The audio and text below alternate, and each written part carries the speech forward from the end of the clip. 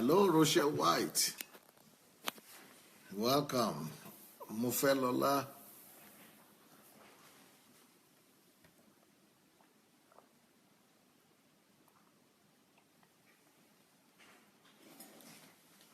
Sorry for the lateness. Anne-Marie.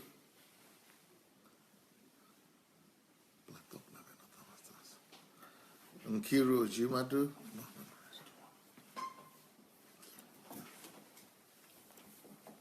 Gregory David. Sister Kate. Olaniyi. Platform data doesn't better. Fumi Jeboda, Benny Gift, Mbabazi,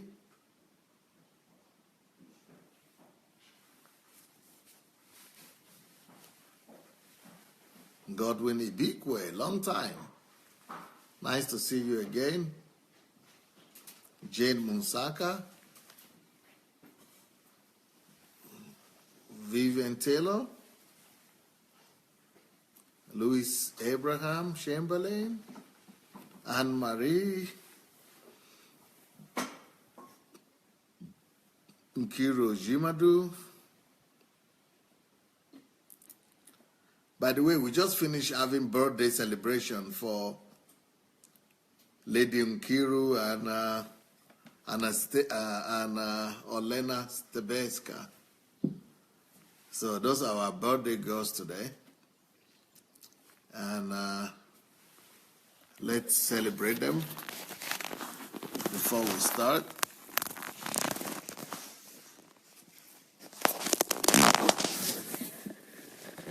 Okay. Where's your flower? Unisla?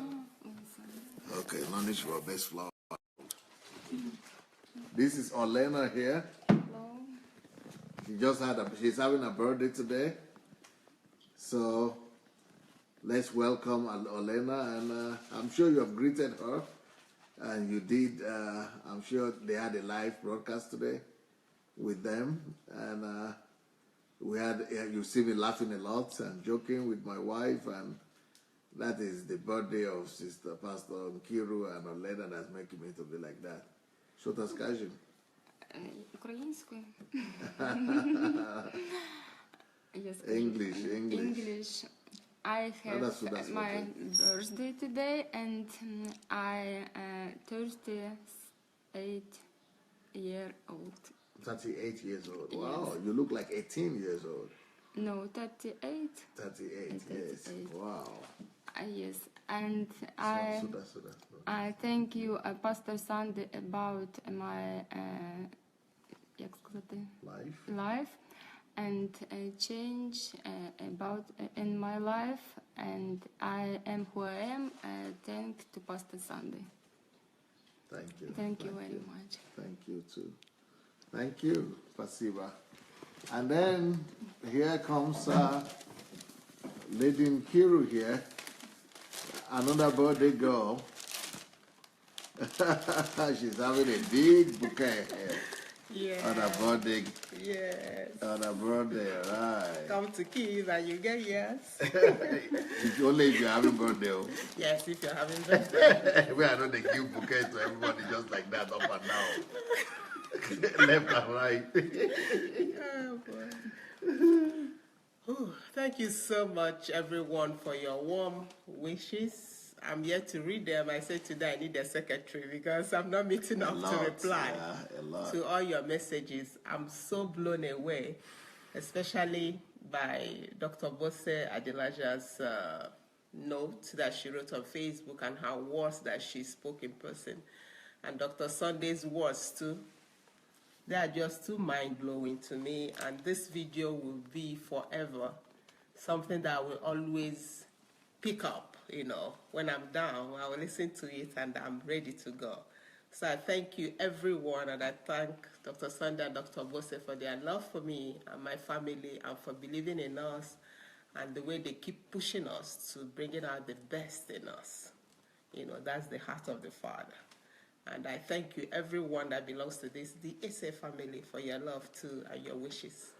I'm so high right now with joy. Thank you so much, everyone. Thank you, Pastor, for everything. Thank you, Pastor Bose, if you're watching. Thank you. Thank you. Happy birthday again. Thank you, sir. Okay. Here we go.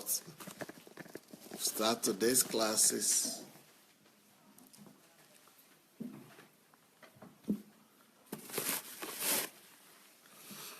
Okay.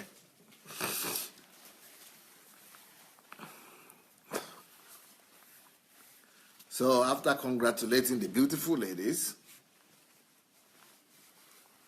now we can continue with our class today.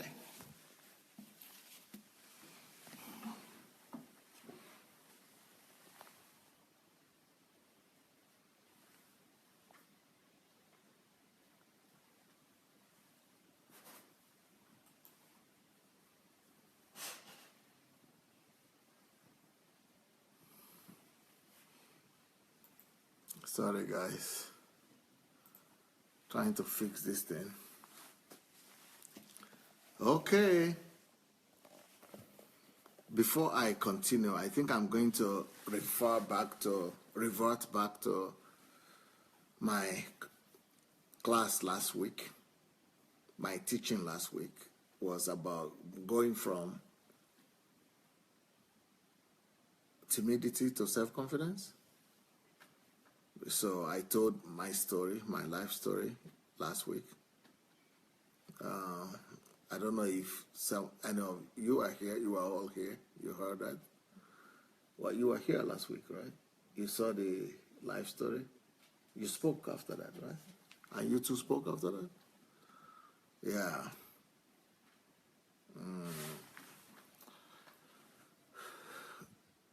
I want you didn't say it, right? I saw it on Facebook.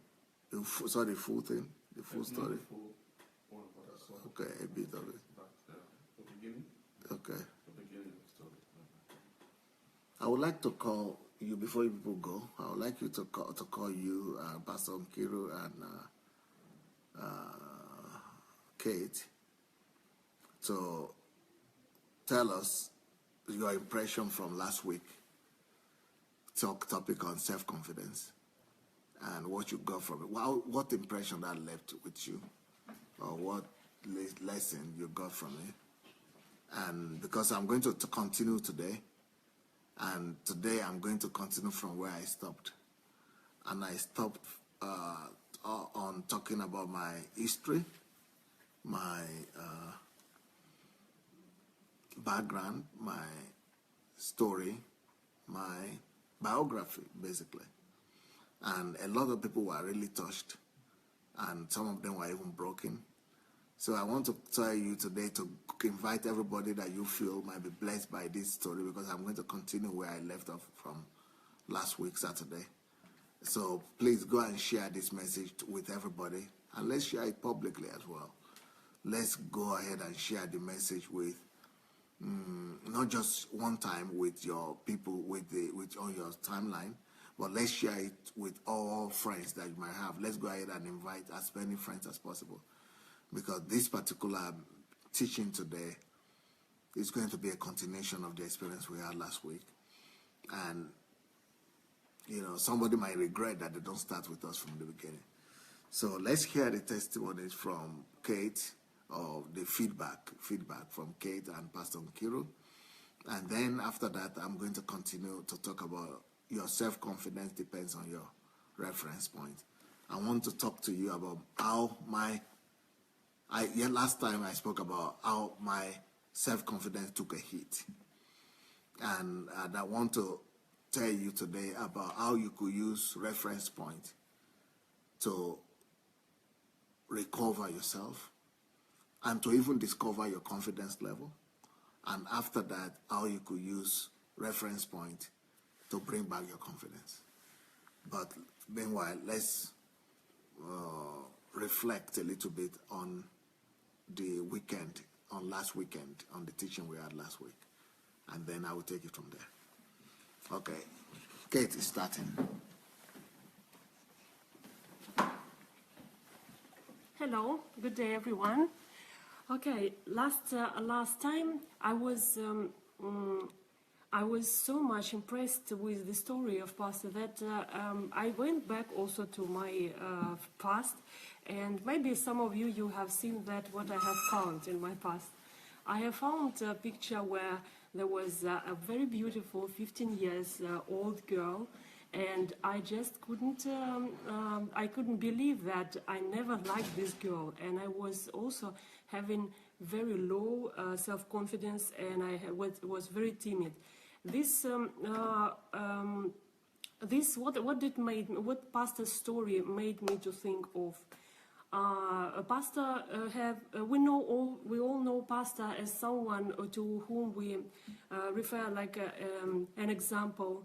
We always look at Pastor that he does something that is not possible for us, usually. You know, we think that what Pastor does is not possible for us because he's a supernatural person. This is what we think about him. Especially of his level of his self-confidence, we think sometimes it's not we cannot get to this level. But after hearing this story of Pastor Sandey, or how the root of his timidity, the root of his lack of self-confidence that he had when he was a young boy, when you hear the story, you think that everything that you were passing through, it was nothing. And I don't know how it happened that we all have such a low self-esteem and we are not confident in ourselves because we didn't go through what Pastor went through. So what Pastor was telling is that all the world was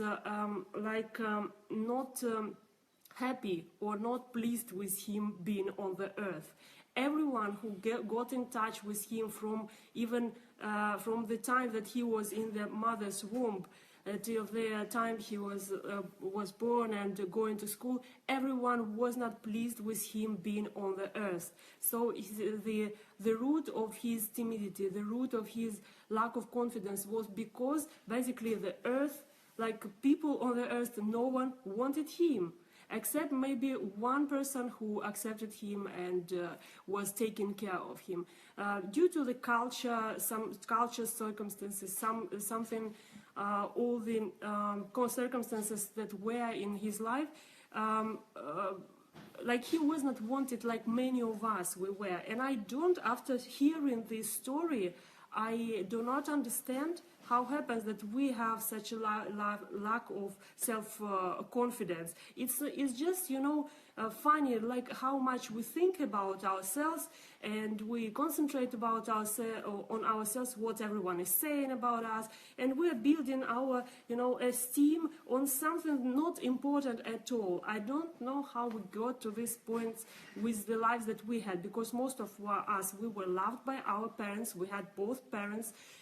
Most of us, we had, we succeeded in schools, and we were loved by people that were surrounding us. And this is not something that Pastor had, because when he was even trying, what he shared, that when he was even trying to talk, he was seeing many eyes looking at him that were not supporting him, And so this is something that we didn't have as an experience, And so I was impressed with this, and I understood that the way I was building my self-esteem in the process when I was growing is just, feelings about what everyone is saying and too much thinking about myself.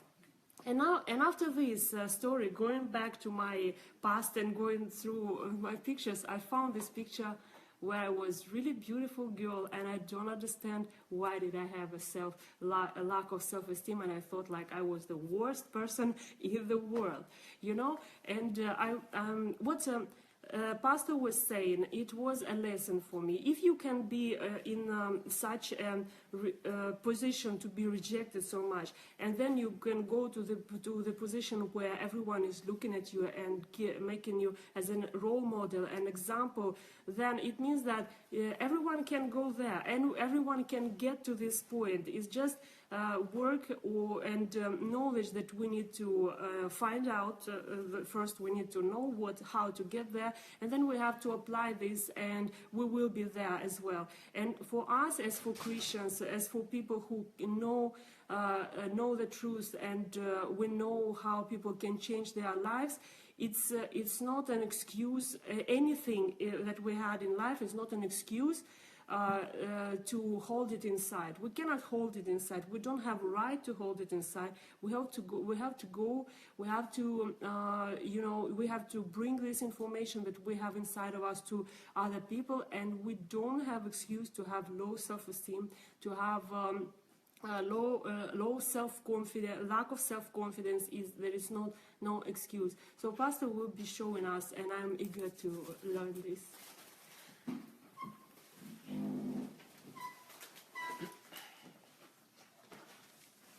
Hello everyone, still carrying around my flowers, my birthday. So, what did I learn from last week's program? I understood that when I was growing up, when I thought that my parents were poor, that I didn't even know what poverty was then, compared to what Pastor went through. And when he showed his legs, did you see his legs? With all those wounds, you could not see even a normal space on his legs. You can imagine the kind of condition he was when he was younger. So, if he could come out from such situation, from such lowest pit, and raise himself up to like a huge mountain that all of us now, depend on, or I can say a huge tree that we all stand under to take shadow from, to take rest on, then there's nothing any of us cannot do. I'm not sure there's anybody on this platform that underwent the kind of thing that Dr. Sandei Adelaja went through when he was growing up, because his rejection started even before he was born, because the parents were like, how will I say it, heroes of rejection. They were already in this mess before even his conception. So you can imagine the things that went through even when he was in there, a baby that wasn't wanted, a baby that came out when there was no, you can say no love, just get together and have a baby, because you people belong to the same down and out. So after listening to his story, it's an encouragement to me that I can get to any height that I want, but I have to work hard. I have to at least model what he has left, what has been making him get to where he is. So there is no amount of low self-esteem that you have now that you cannot overcome, but you have to model the way he came out of it. Another thing that he mentioned is that it was his fear. There was this root, that the root of all these things were fear. What will people say, and the way they were looking at him, meaning that we all also, I think that's what he wants to deal with today, find the root of our self-esteem. There's something that brought about it. When we treat it, then we will know how to go about it. So we are here to learn more what he has to say today. Thank you everyone for your wishes. Thank you.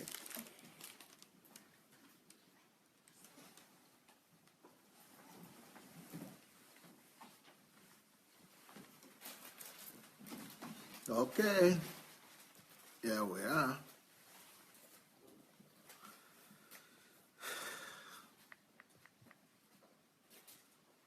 Yes. So having remembered a little bit about, having gone through, reminded you about my past and how that played a role in my low self-esteem. And since we are talking about self-confidence, this month, I guess, or these following weeks. I want to say,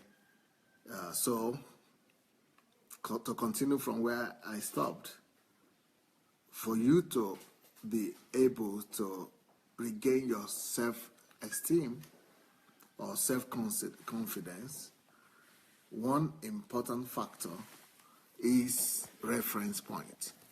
I want you to pay attention to that word and write that word down. It's an important word that you must know. It's called reference point. Reference point determines either you are going to have low self-esteem, timidity, lack of confidence, or you are going to have a lot of confidence, high self-esteem.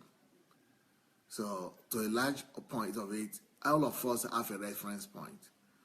Now, you remember we spoke about the art of thinking, and I spoke on the art of thinking like for 3 months almost. And so the art of thinking, I spoke about reference. But today, inference. I spoke about inference. That all thinking has an inference, or is based on inference. But today I'm talking about reference. But I also spoke about, the day I spoke about inference, I also mentioned reference. But I was not talking about reference point.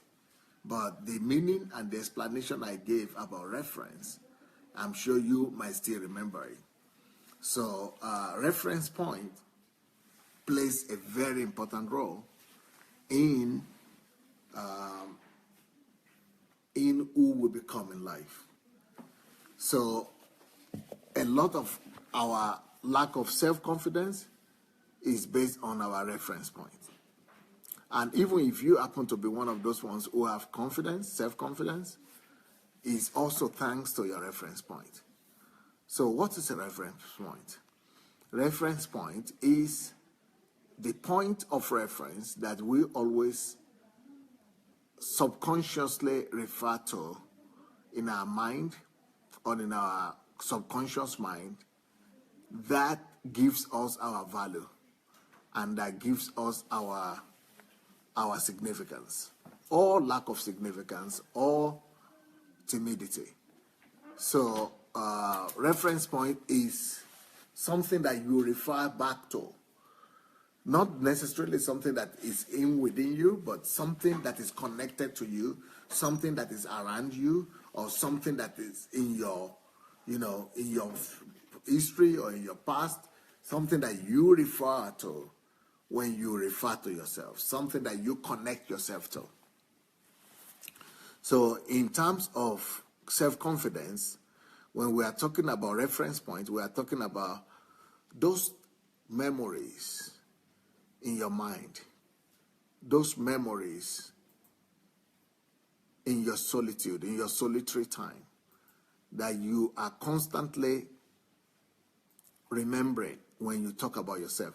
What are the things that you associate yourself with?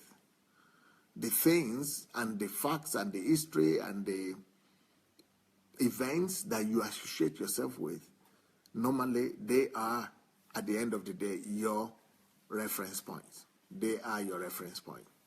Now, your reference point could be killing you, while your reference point could also be lifting you. So when it comes to self-confidence, a lot of your memories, they are the reference point that we are talking about.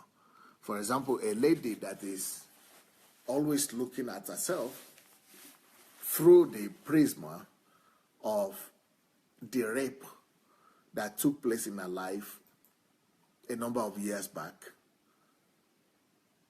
that is a reference point.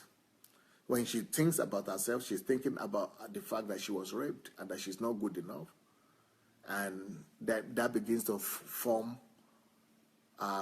attitude to herself. And it begins to form a lack of self-confidence. So and not just the rape, I'm just using that because that's what women come across all the time. But anytime you think of yourself and your reference point is something bad that has happened to you in the past, or something bad that you immediately, automatically associate yourself with, well, that is what is responsible for lack of self-confidence. Those bad memories and those bad things that have happened to you that you are referring back to, they are killing you each time. They are killing your self-confidence. They are killing your confidence. They are killing your sense of worth. And they are bringing you down to the floor. They are bringing you down right to the floor. So point of reference point is very important when it comes to self-confidence. So anytime you talk to anybody and they have issues with self-confidence, you remember that word, reference point. So if you have issue with confidence and self-confidence, to a large extent, it is because you are either knowingly or unknowingly referring back to something. You are in your mind always going back to something. You have a point of reference that you are going back to. And that point of reference is what is killing you, is what is taking you back, is what is holding you back from having your confidence, is what is stealing you of your confidence, robbing you of your confidence. So there is no self-confidence without reference point. There is no self-confidence without reference point. Because for you to also become self-confident and to regain back your self-esteem, you also need reference point. You also need reference point. You also will need to refer back to something. There must be something, there must be a reference that you are connecting that is establishing your confidence. There must be a reference that you are going back to, you are referring back to, that is lifting you up. Or if you are seeing that you are going down, then there is a reference that is bringing you down. There is definitely something that you are referring to which is bringing you down. So I would like us to go and share this message again. If you have not yet shared it, go look for the share button and let's share it with all our friends, because I'm going to now begin to talk more about my own story. I'm going to start with my story from where I left the last time. Let me tell you about the major references that contribute to our confidence in life, or lack of confidence. The number one reference point that we all have that goes a long way to influence our confidence or lack of confidence is our mother. Your mother is your number one reference point.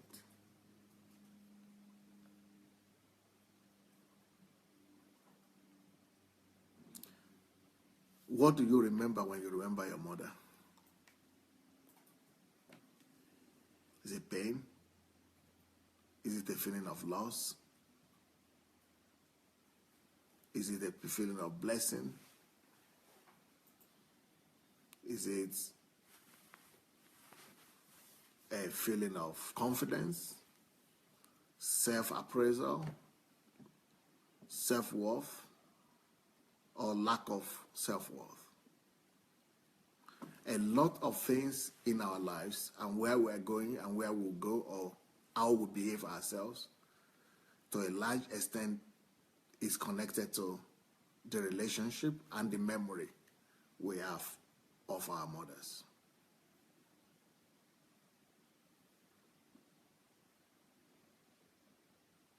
If your connection, and I'm talking about reference, so as you are growing up, either you like it or not, or either you do it knowingly or unknowingly, you are you are subconsciously referring back to your mother,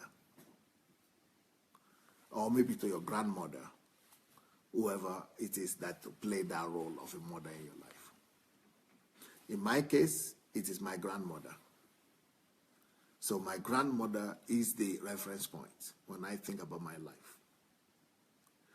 But if you don't have a memory about your mother or your grandmother or whoever what the father figure or the mother figure was in your life, if you don't have a memory, you don't have a reconnection, it also affects you.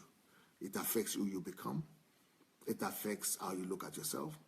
And it affects your confidence or lack of confidence. It affects your personality and how you live through your life.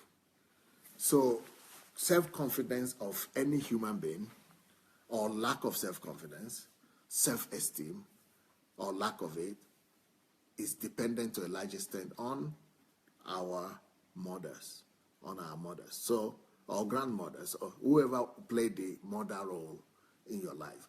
If it is only negative things that you remember about her, maybe she was wicked towards you, or she was cultivating timidity in you, fear in you, or anything negative, that definitely goes to a long way to affect your self-esteem. That goes a long way to affect your self-esteem. If it is negative, then you will lack self-confidence. You will lack confidence. You will lack self-esteem. But if the memory that you have about your mother is all positive and is all encouraging, then that also sows the seed of confidence in you, and it helps you to deal with the situations of life. And it helps you in life, and you become more confident, more self-assured, and with better self-esteem in life. So that's the number one reference point that affects your confidence. Number two reference point that affects your confidence as you are growing up. It doesn't matter what age you are. Your reference point is what you refer back to. Your memory, your memory. What is the next, apart from mother, what is your next reference point that affects the life of every human being, every child? Instagram, would it?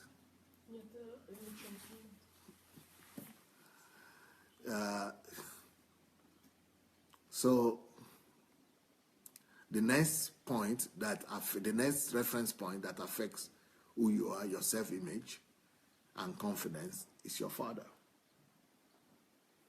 Your father. But if he was absent, that's a big blow to your confidence.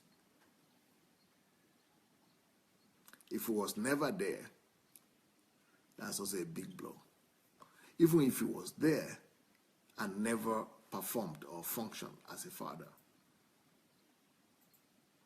you might not know it, but subconsciously, that has taken something away from you. So your father is another reference point to how you feel and why you became who you became. Either you are self-confident or you lack self-confidence. So that's number two major factor that affects your confidence and your self-esteem in life. But when you have a father that is there, that is always encouraging you, that is always putting confidence in you, that was there for you, that gave you the value system, that affirmed your personality, that brought the value system to you and affirmed you, and that, taught you, and, led you, and the presence of a father and the role of a father, it goes a long way to, to making you a confident person in life, and to making you to be ready, to be assured in life, to have respect, self-respect to yourself, to your society, and to have self-esteem and self-confidence throughout life. But if when you think about your father, everything you think about is positive, you can change the world. Such a guy, such a man or a woman can change the world. If whatever you think about your father is how he poured into you, how he is good example, excellent example, perfect example, how he's an achiever, how he's so good, how he has character. You are unstoppable. You are unstoppable.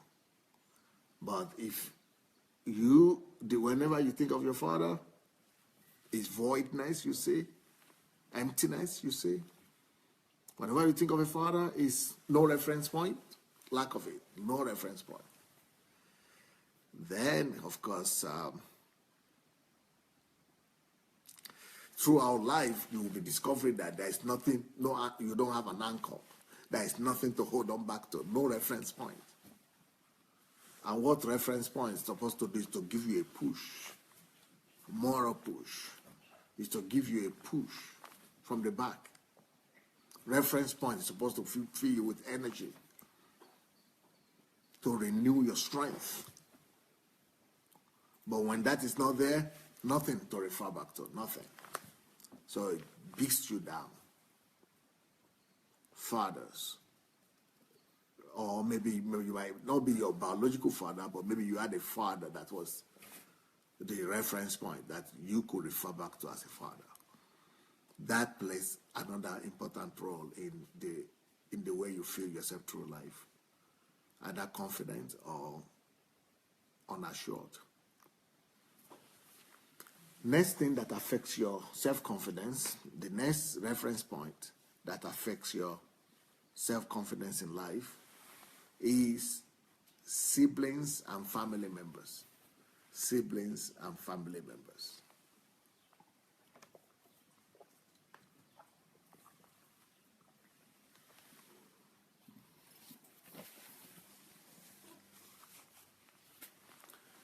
So these things are what affects you, either you like it or not. Either you like it or not, these things were programmed into you from when you were a child. So in your environment where you grew up, you probably had your mother, your father, or your mother or father, and then you had some people who were, to you, regarded as your family members or your siblings. So who were they? Were they positive examples or negative examples? Were they good examples or destructive examples? At that point, you might not know. But now, when you look back, what is the connection? What is the reference point between you and the family members that you grew with? I'm not talking about family members that you didn't know, that you didn't grow up with. I'm talking about the people the family members and the siblings that were around when you grew up in your childhood. Those that were present. They are the ones that determine what your confidence is. So when you think about your childhood, or when you look back in your life, or when you look at your own life, and you look at your environment, what do you see in your siblings? Are your siblings a negative force or a positive force? Do you see them as contributing something positively to you or something negatively to you? I am going to be talking about my own story, but I'm giving you the principles first, right? The major reference points in life. Then later on I will talk to you about how these reference points affected my life.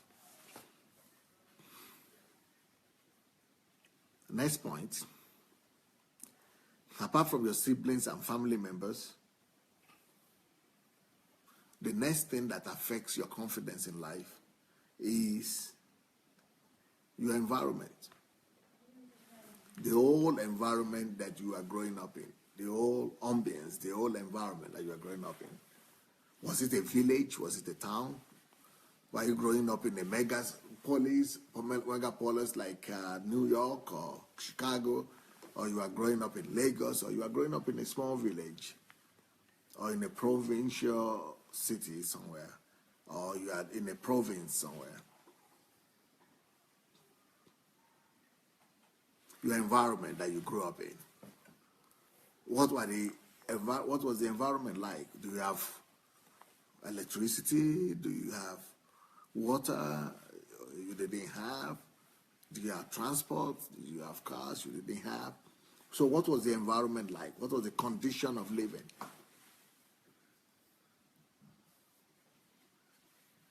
So what was the condition of that environment? What was the condition, the environment? Was there crime there? Is it safe? So what do you remember when you look back at your own environment? Do you remember positive things? Is it giving you encouragement, energy? Is it infusing in you self-confidence and assurance?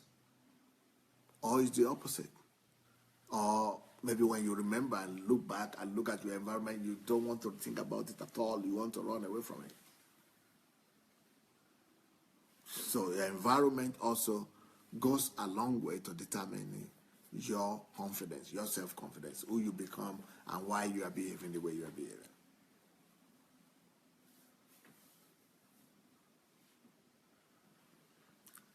Next point that influences and determines your self-confidence, apart from your environment, are your neighbors.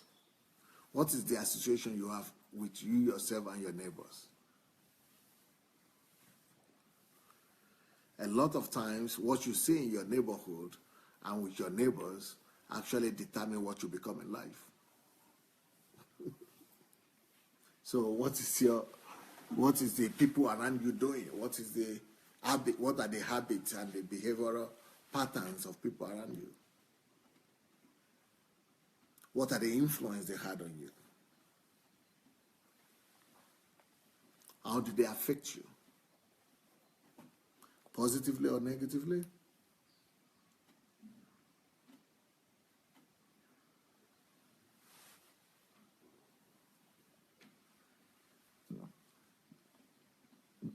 So it is what you remember what you remember will go a long way to influencing your confidence. If you grew up in a good environment, good neighborhood, that will be a blessing to you. So the number 5 point is your neighbors. Your neighbors.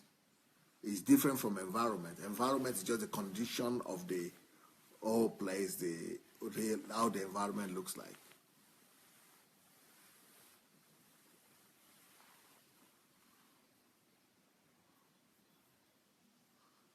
So your environment is different from your neighbors, but your neighbors is what we're talking about now.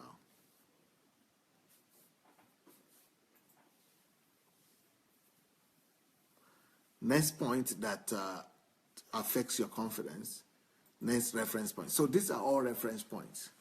And all of us, either we like it or not, we refer back to all these things at one time or the other in our lives. You cannot remove them from your biography. They are there in your subconscious mind.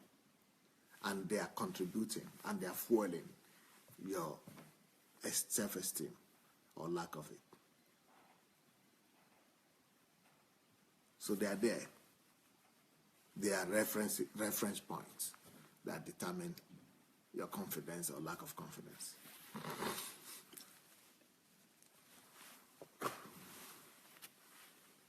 Next point, reference point that affects and determines your confidence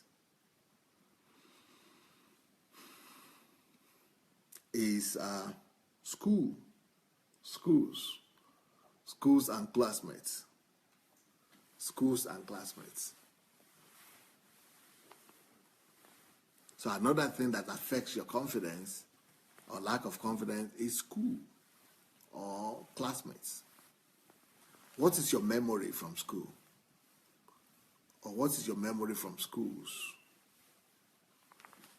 What about from classmates? A lot of people's children have been damaged by their classmates. Classmates have actually determined the future of a lot of people.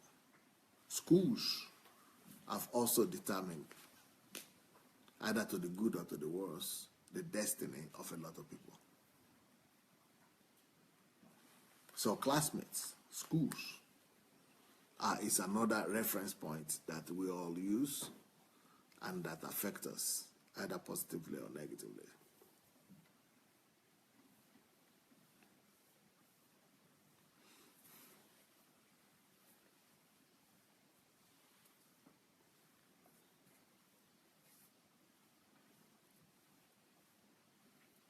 So your self-confidence largely depends on all these factors that I've mentioned. So the way you feel, the way you are, is most likely connected to one of those factors. So if you are confident, it is one of those factors that have contributed to you. If you lack confidence, it is also one or many of those factors that have contributed to you being who you are. There are other factors, of course. Other factors are God, if you believe in God, or you didn't believe in God. So faith in God or lack of faith in God also has contributed to your confidence or lack of confidence. Next thing that could affect your confidence as a reference point. So God is a reference point that affects your confidence. But apart from God, another reference point that could affect your self-confidence is degree, education. Education degree. Where are you educationally? That also could affect your self-image. Are you educated or you lack education? You have low degree or high degree.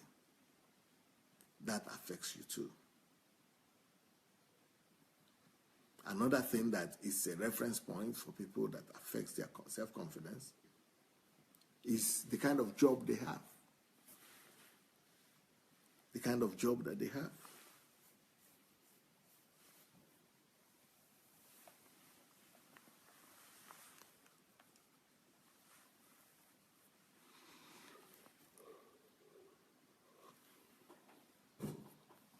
Those ones who have good jobs, they have good self-confidence about themselves. That's a good reference point to them. Those who don't have a good job, it also affects them somehow. So your job could affect your self-confidence.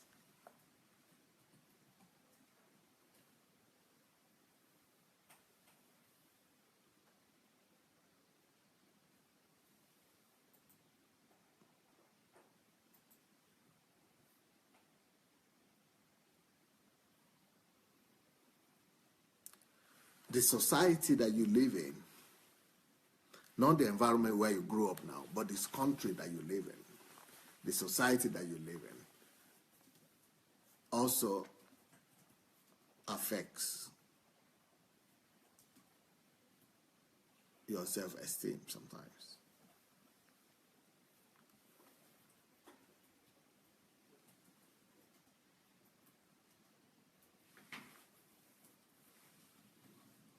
So these are the factors that affect us and our self-confidence. And I think you people should, I'm having an assignment for you right now to reflect and think on your childhood and on your life. Do these factors really affect you? Have they contributed to your confidence or lack of confidence? Kate, would you like to tell us what you think? You all can talk?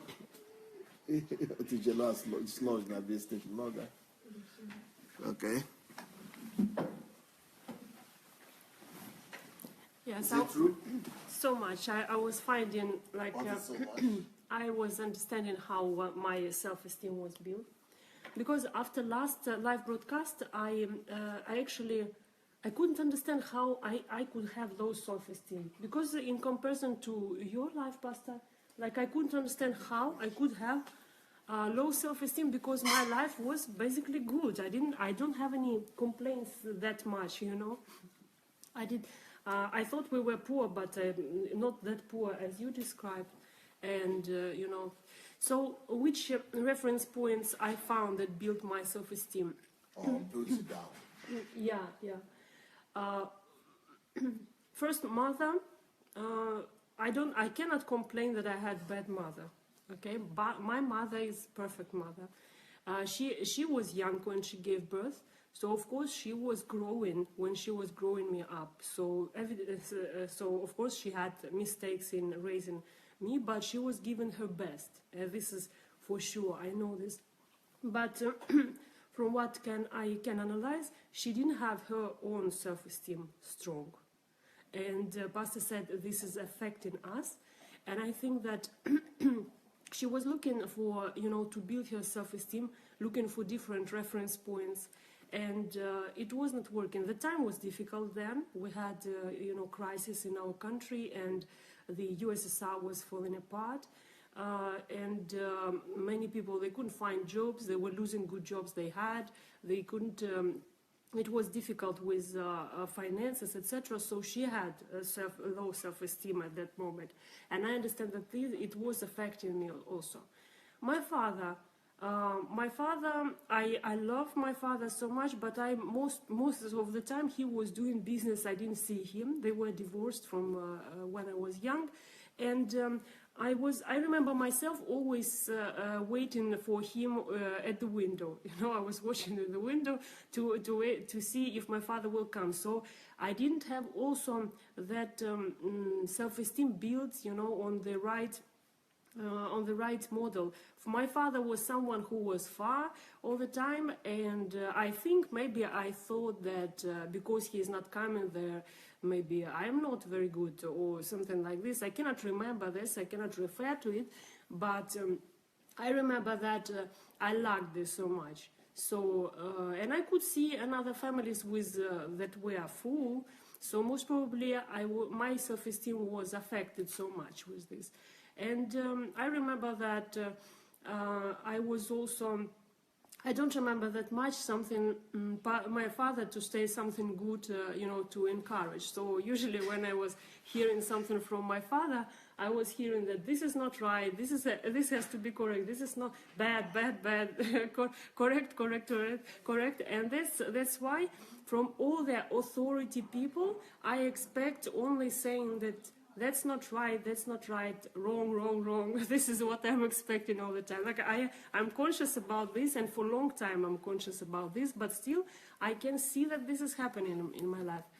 Then my family members and siblings, well, most of our family members were struggling from alcohol if they were growing up, because this is how they were solving problems, and I hated this thing. And like my self-esteem was affected by this, because I thought that I'm coming from the society which is not, they don't know how to live. They cannot cope with their own problems, with their life. And my self-esteem was low also because of this, because I thought that I didn't understand why other children are in good families and everything like this. But I cannot say that they were really bad, they were really bad in having alcohol all the time, because I know that they were working, they were providing for me, for their families, and so it's just that they were not successful, let's say like this. They were not successful, so I didn't expect myself to be successful. And then next is environment, if I remember correctly.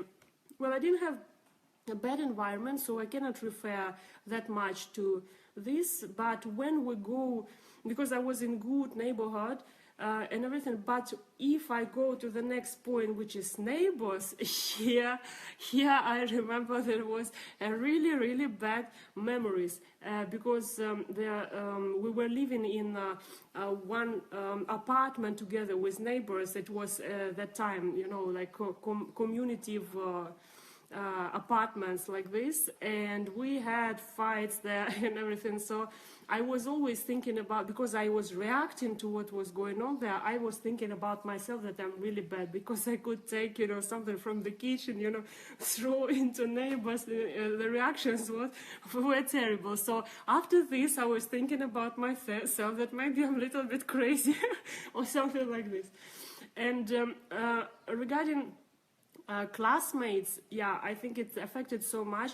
I had a good school, very good school. It was a school with English slang, which for that time, it was not, it's not affordable for many people, but my mother, she decided to take me there, so I was learning English from the first grade. We never missed lessons. There were always lessons. And I remember when I was meeting my friends from neighbor, they were free from lessons like almost day after day, because there were no teachers. So we had always teachers. They were very good professionals. But the problem was there is that all the class, they were rich people, and I was from poor family, so I was comparing myself all the time to them. So at this point, I think that even sometimes giving a child to a school like this, which my mother, she tried the best for me, but at the same time it didn't work that much good for me. So because I got knowledge from there, but it didn't work good for my self-esteem, because I was comparing myself to those guys that are having nice clothes, that are having everything that's necessary, and I didn't have. They were laughing at me and everything, and this was affecting me. I understand that maybe at this point I started to look so much at myself, like what's wrong with this, what's wrong with that, and etc. and so on. And of course I was challenging my mom also, because I was trying to push her for our family to be on the same level. And so there was no like tragedies in my life, but all this all these small things, they contributed to my self-esteem, and I can confirm that even small things like, how classmates treat you can affect you so much. And then education, I think that all the reference points, they are influencing another reference points. Because in the school, I thought that all of the neighbors, they were better than me in everything. And I was also thinking that they are better in studies. And I was looking at girls that could express their thoughts, and I thought like it's impossible for me to stand up in front of the class and express my thoughts like this. So it affected also the school that I selected later, where I went after a technical school that I went after after I finished school. But later, what I can understand, that later I already started to build my self-esteem on my achievements, because I already started to be more confident because of job that I were able to get, because I was always, my reference points were comparison to other people, like because I got a good job and I started to compare myself to other people the same age, and I was taking like 10 times more than them, and my self-esteem was built on this, that I'm perfect or whatever. But and unfortunately it didn't help me to develop, because I thought that I achieved already, so I didn't develop. And that's why well, it's I think this is all connected. I understand that if I want or not, it is affecting me even now, but I understand I'm also conscious about this. And even if I stand in front of people and speak, and the fear that I had in my school, to speak in front of people, if such a fear comes from some subconscious, I can deal with it, because I just understand that this is memory from the past. It's not real. It's just, imagination. And I work with this and many things like this. But I agree that I was, even when now Pastor was referring to all these reference points, I could find everywhere, and I could see the map, how my self-confidence were built. So I'm eager to know how to correct it now. Thank you. Thank you, thank you, thank you. Now my story.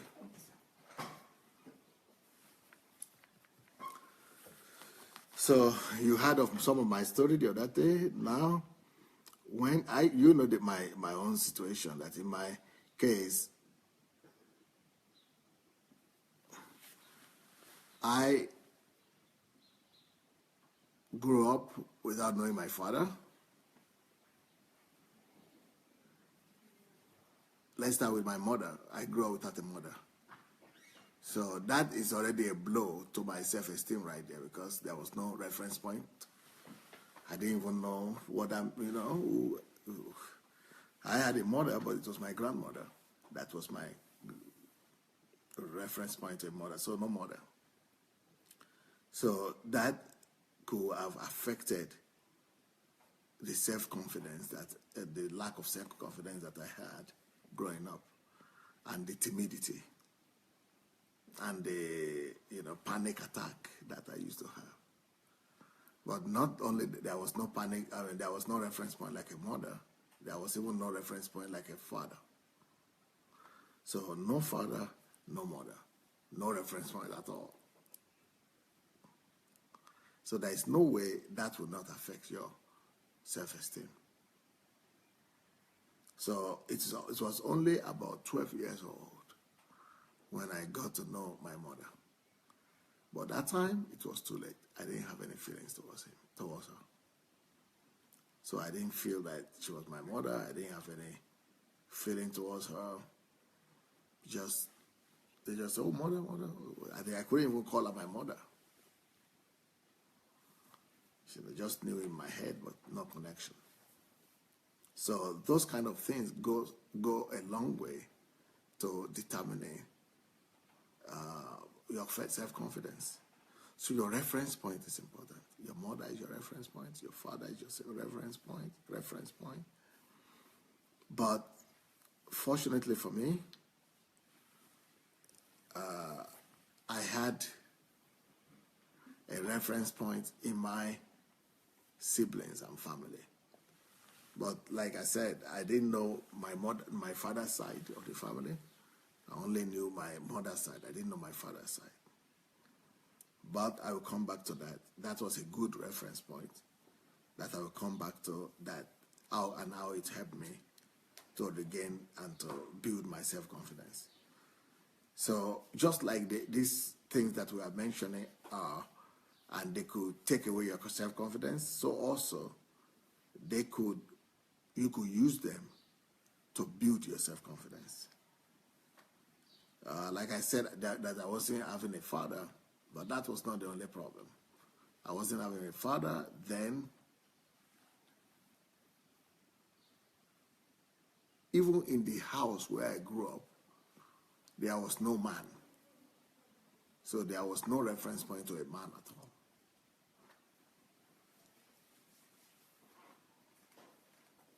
But like I said, the siblings, family, thank God for them. That's kind of that was a good compensation.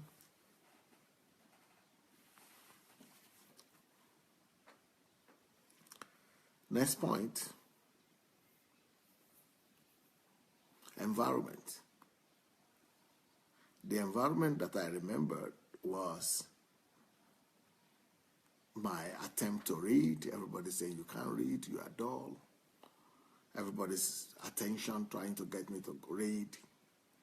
So when I look about my environment, I only remember those pressures coming. The poverty, the need, the lack. So that doesn't do good to your environment. I mean, to your confidence. Neighbors. What will I say about my neighbors? I don't think they were bad, but I think mainly all the neighbors were just trying to make a living. The neighbors were just trying to make a living for themselves, everybody trying to survive. And nothing tremendously positive about it. Schoolmates, ooh, that was horrible. First of all, we needed to walk about 1 kilometer or 2 kilometers to school, or 3 kilometers. to school every day. Then, when you are timid and you don't have a parent, you don't have a father or mother, other school students seem to pick on you, and intimidate you and bully you. So school is one of the places where people could really get their self-confidence very much damaged.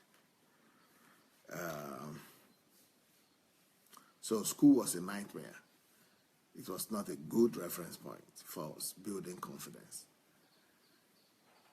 because there was name calling. So, like what I spoke about, class awareness, you thinking everybody's looking at you. Class awareness in the sense that the class of the people, some people dress well, some people don't dress well.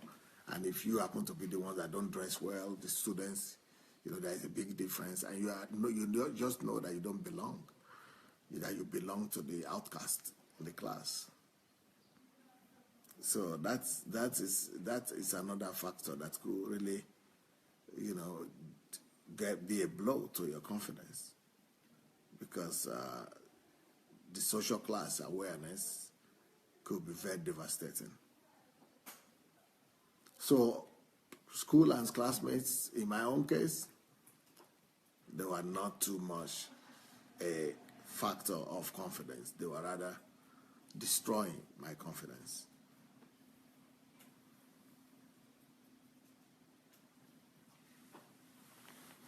So those were the factors that I remember growing up with. And there is no healthy reference point at this point.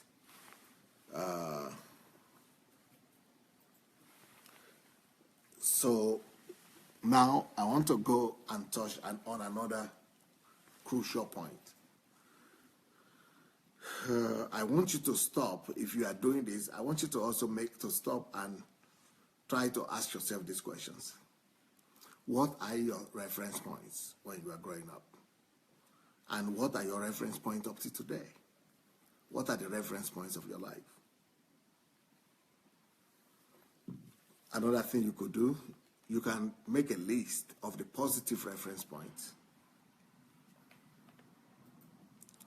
and the negative reference points that you remember up to now. When you refer to something, what are the negative ones that don't encourage your self-esteem? And what are the good ones? What are the positive reference points that you remember that you could also use to bring forth and to strengthen your self-esteem?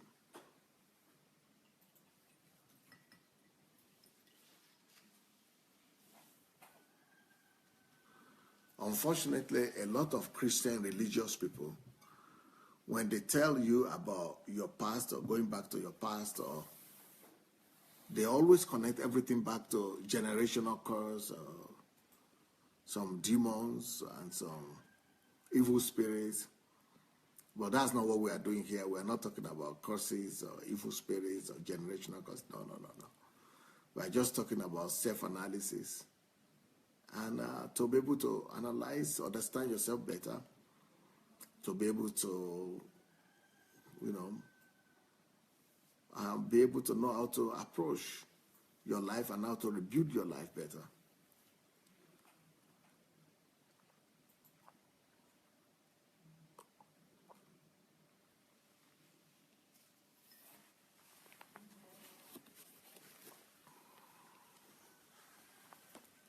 Now, let's go to see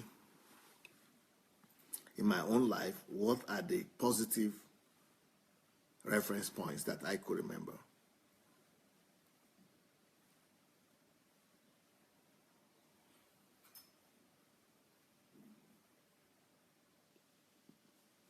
You remember when I spoke about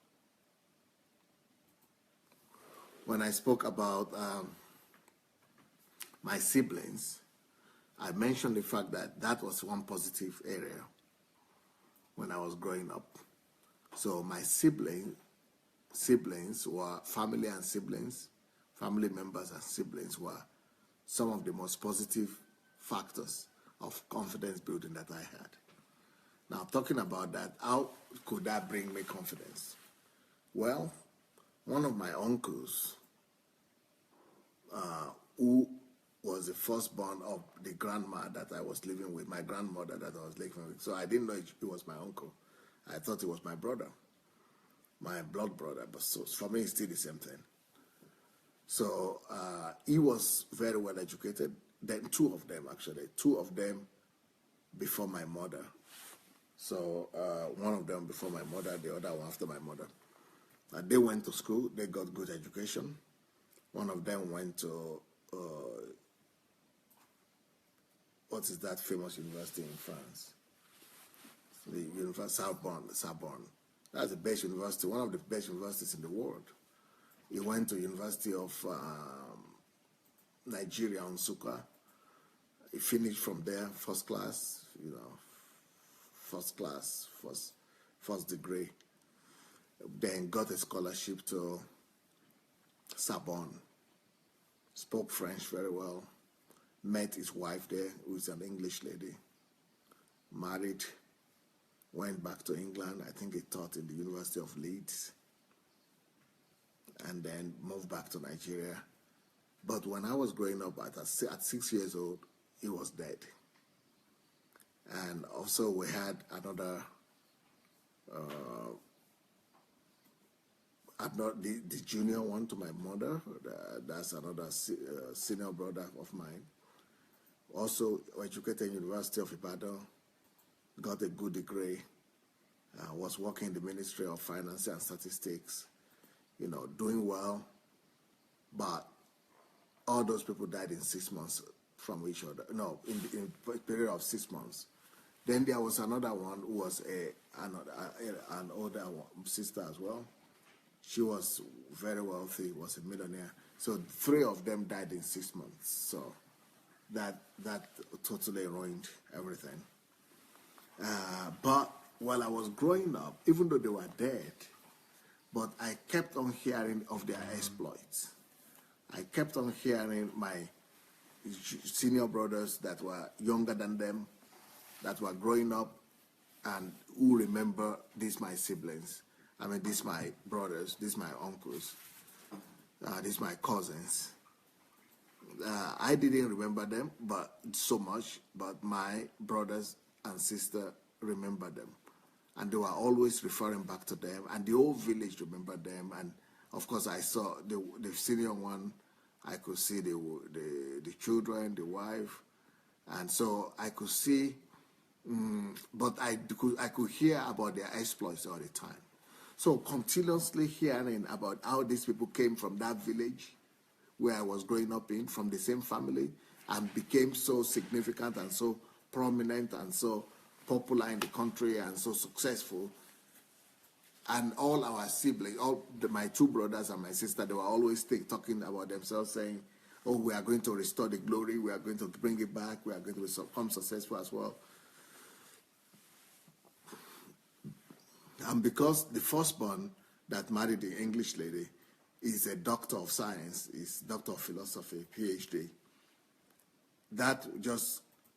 so from when I was a child, I always used to hear about doctor of science, doctor of philosophy, doctor of philosophy. So even when I didn't know what it meant, I knew I was supposed to be a doctor. Not medical doctor, but doctor of science. DSA, Dr. Sandei, Adelaja, right? I knew I was supposed to be a doctor. Because that was a positive. So that became the confidence builder in me. Okay, their death on one hand was a confidence crusher.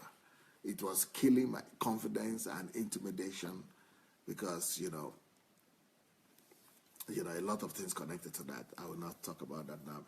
I would rather let you go and read my biography all along. But I was always remembering what they did. So because I knew that this, my brother, particular one, the most accomplished one, because he was a teacher, he was a lecturer in the University of Ife. He was University of Ife in the 70s and 80s. Even up to now, it's one of the leading universities in Nigeria. and one of the most prominent ones. And my brother was a lecturer there, was a professor there. And he was not just a professor there, but he was, heading a department in the Nigerian Foreign Affairs Ministry or Foreign Affairs in the 70s, back in the 70s. So that shows to me that, so that was a positive confidence builder for me. So I knew that if I would struggle the way they struggled, that I could make it. So despite all the dark and all the horrible reference points that surrounded me while growing up, despite all the negative memories and references that I could only refer to, there was this positive factor that we had people in this family before. I had my brothers who were successful, who were hard workers, who succeeded, and especially like I said, the senior one, that he studied very well, did very well in Nigeria, traveled abroad, got a scholarship to travel abroad. So that became my dream. So it became my reference point about that I'm going to work hard and I'm going to travel abroad one day. Just like he went abroad, studied, came back and became prominent, I knew that I would go abroad one day, come back and become prominent. Because I was hearing all the time. So now my question to you is, can you stop right now and try to look at your life, maybe not just your childhood, but even your present right now, your life right now, and try to see what are the positive reference points that you could use to build your confidence and confidence level. Because this particular one singular point, went a long way to helping me to build confidence, and not just to build confidence, but to also build vision for my life, direction, purpose for my life.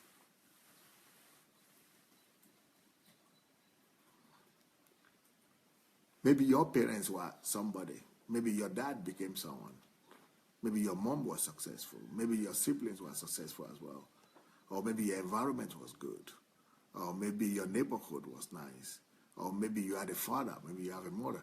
Look at all the factors that we had mentioned above, all the factors that could affect and can affect your self-image and confidence, and see how you could build, how you could find, which one could you regard as a confidence builder, as a positive one that you could lay back on and use to build your image today.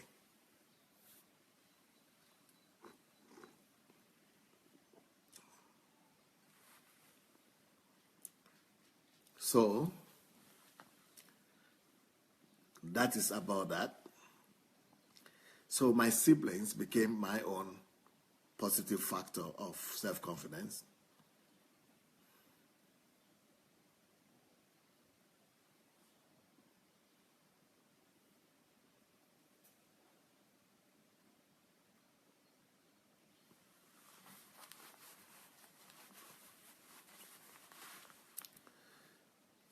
But looking back today, though, I'm seeing much more positive things than I saw when I was growing up. I'm seeing much more positive factors that I can now use to build a better confidence for myself. Of course, there are factors like God. That is the major game changer for me. Another, of course, factor of confidence is my university experience and education, because I did better than most students, and so that has become a factor of confidence to me today. My job, society, things like that. God, degree, job, society, all those things could affect your self-confidence. But today, apart from the things that are coming from your childhood. So right now, all those ones are good for me. Everything is working out for me.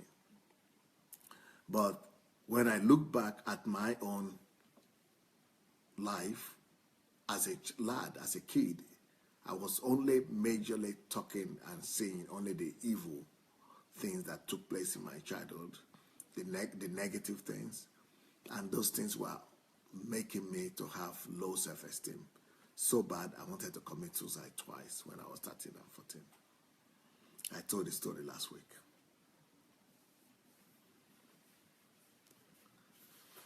But yet, when I look back at the very same factors that were bringing low self-esteem, humiliation, shame to me, I can now see that they are some of the best conditions and some of the best factors, some of the best references that made me who I am today.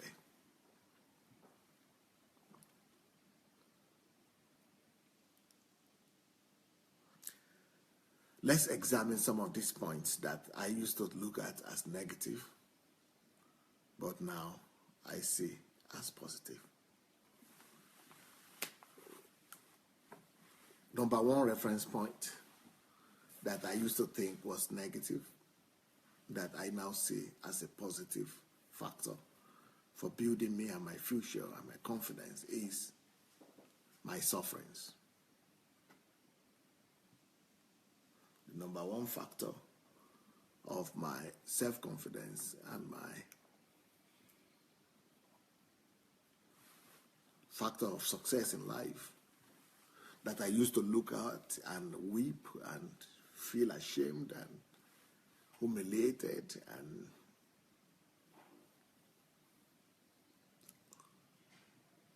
intimidated and low self-esteem about, was the suffering that I had to go through. Because when my siblings died, those 3 people in 6 months, my grandmother had to begin to go back to the farm, to the bush, to get firewood, and then I was the only one with her. So we were going together with her to the firewood, to the bush, to get firewood and to be carrying in my head and everything. Just what you see African women do today.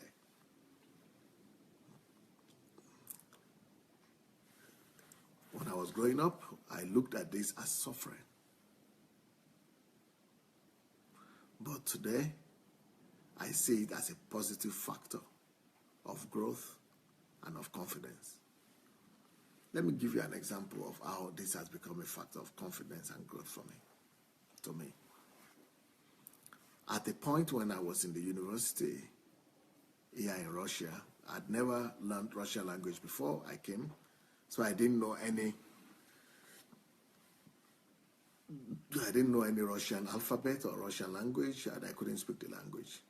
And I came late to the school, so my professor said I would never pass this language, and he even said, if you ever speak this language, I will go to the church, even though I'm an atheist and a communist, but I will go to the church and put flower and put a candle there. And but he said it will never happen because you will never learn this language. You see, that is the first time I realized that my suffering could become a factor of confidence.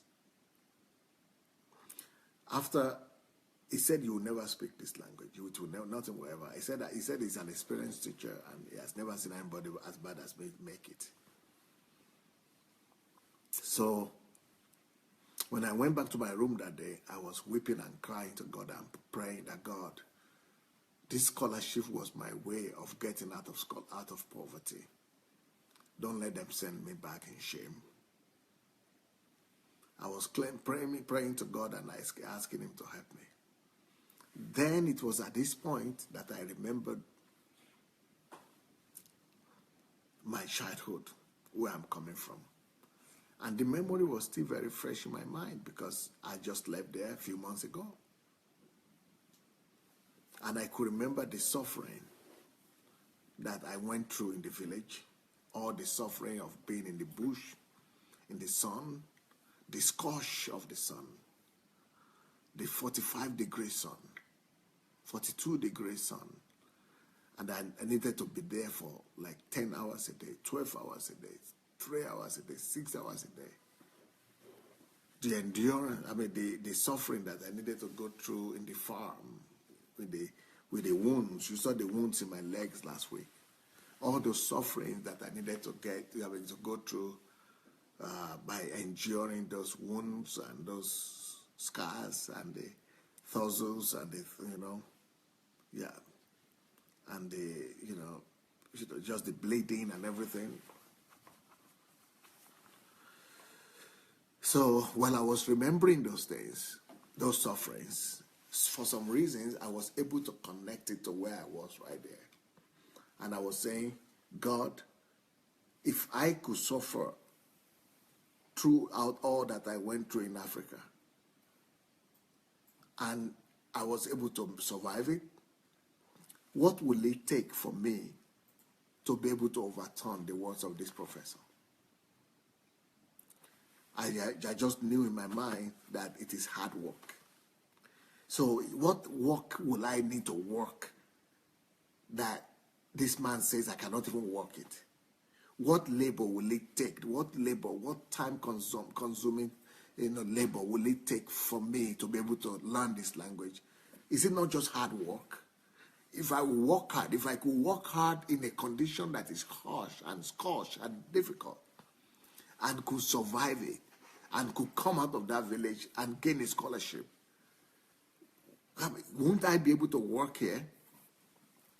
That is when it clicked on for me. I said, I was in the bush. I used to go after class. I used to come back from school in my village. After school, I would go back to the bush. I would go to the bush to get firewood for another a few hours. So that is how I came up with my strategy. And the strategy was that, okay, I will do the same thing here. I will go to the class. In the university here, we are starting school from 7:30 in the morning till 2:30 in the afternoon. So I said, okay, I will go and do my lunch, and then from there I will go to the library. And I will stay in the library for 6 hours from 3 o'clock in the afternoon to 9 o'clock in the evening. I will just be working there. What will it take? Hard work. I'm going to do the hard work.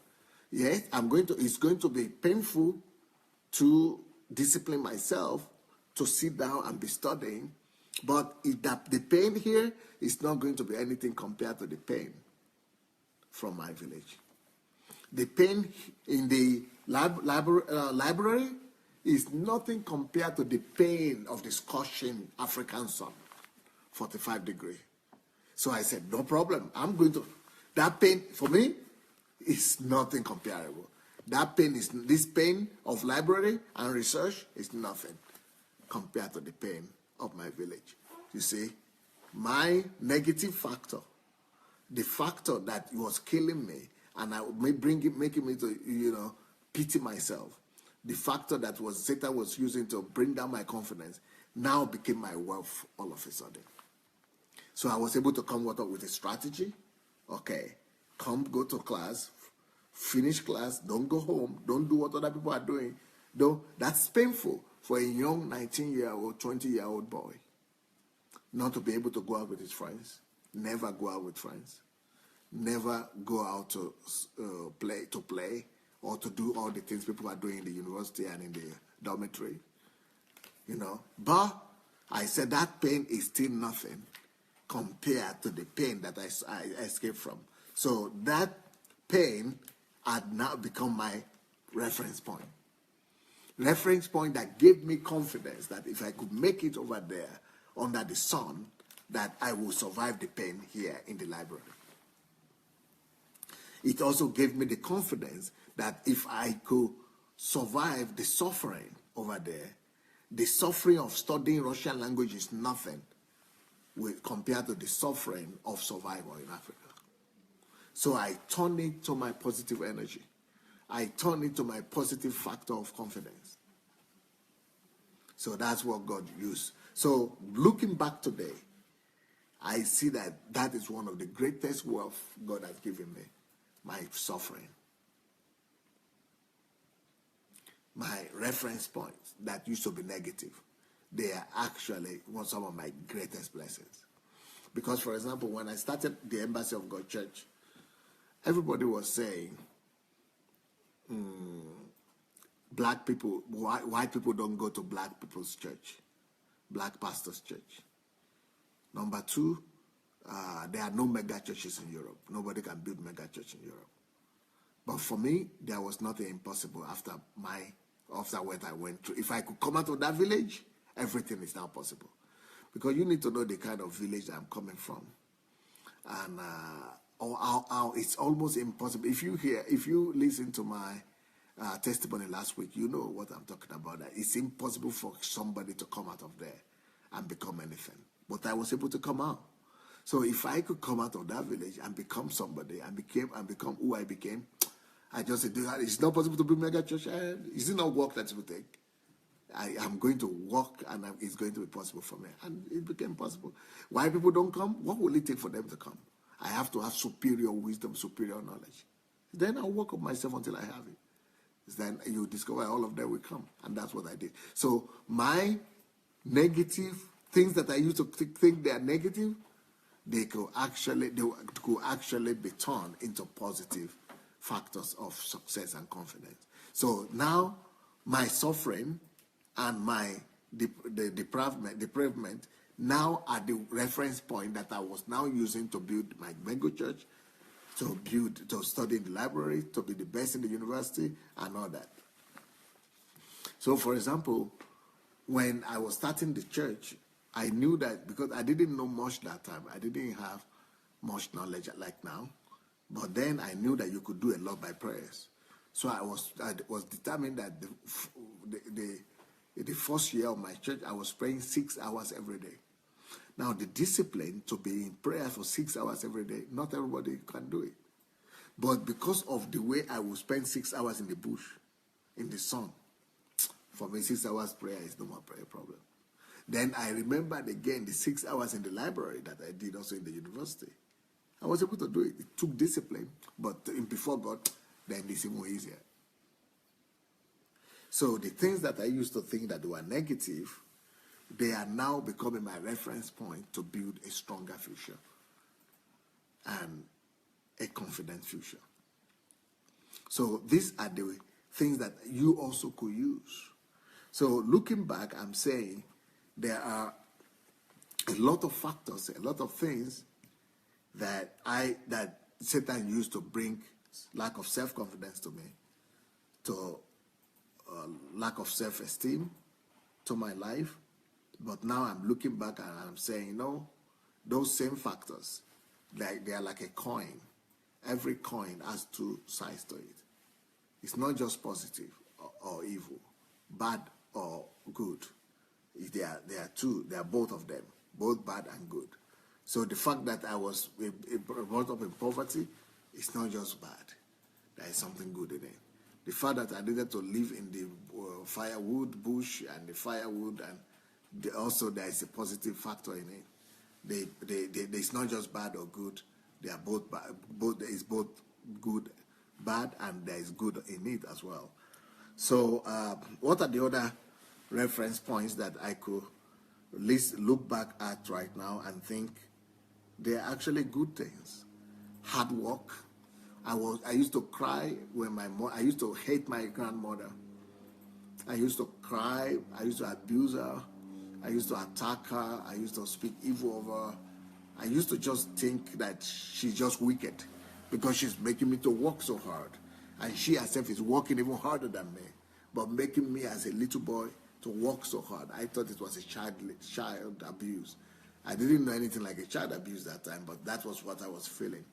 I felt that I was the most unfortunate person in my life and in life. But now, it is that same hard work that has made me to be who I became today.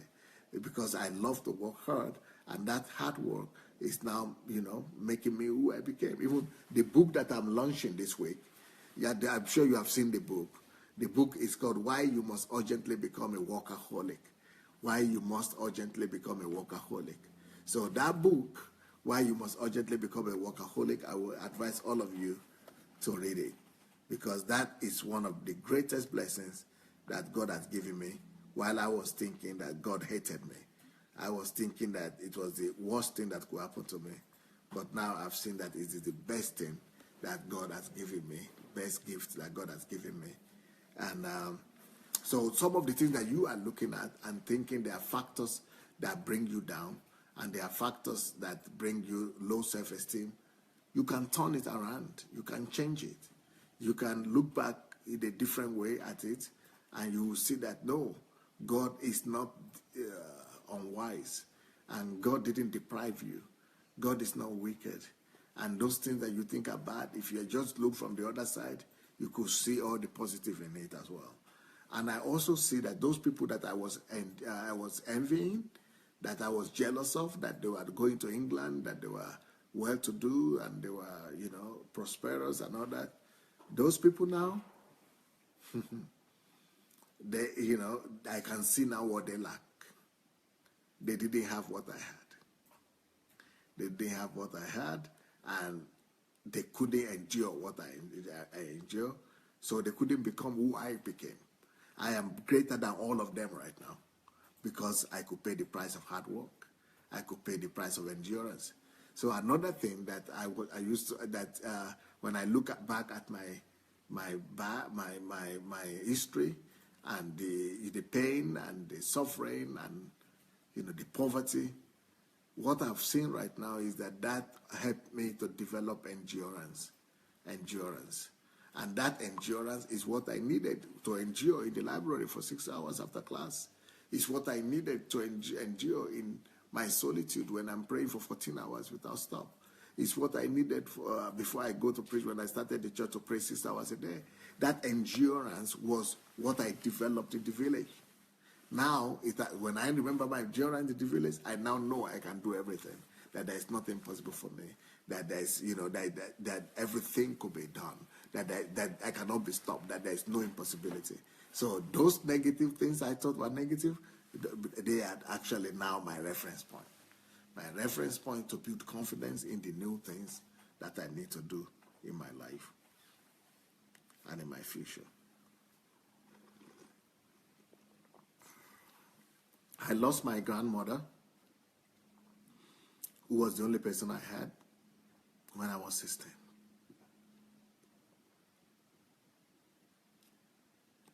I wanted to kill myself.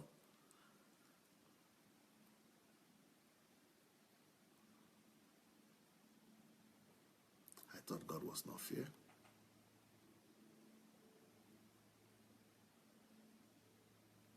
The most painful thing was that I didn't succeed in saying thank you to her. I really wanted her to be there when I would grow up, become at least a little bit successful, so that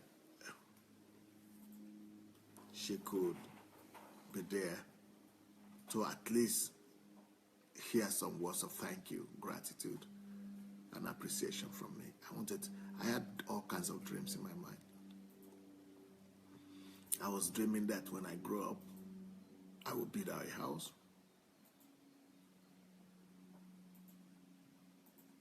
Because she was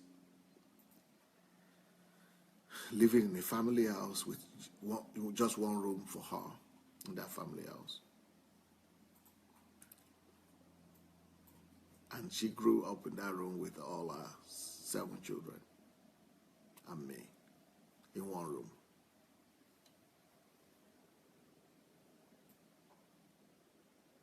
We had something that was called mat. So I used to sleep, all of us used to sleep on the mat on the floor. No pillow. I never even knew you could use pillow.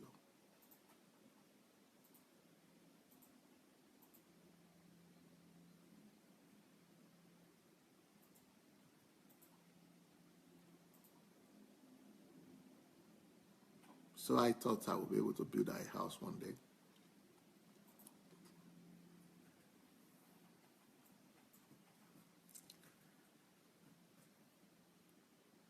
So when she was taken and she died,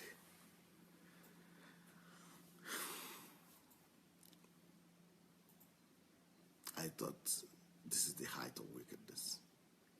Couldn't say thank you even. And the only thing she saw and remembered of me was my wickedness, how I was wicked to her, how I was harsh to her, and disobedient. So I didn't really want her to go to heaven with that kind of memory. Well, let me stop talking about that. Anyway, so that loss for me was very devastating, and I think God was not fair about that. But today, when I look back, I see that it's thanks to that loss that I am who I am today. Because, let me tell you why. Because when she died, and I couldn't say thank you to her, and I couldn't appreciate her for all her sacrifice for me, I vowed to myself and to God that from today, I will never lose another such opportunity to say thank you and to express gratitude to people who sacrifice anything for me. I will never pass by anybody without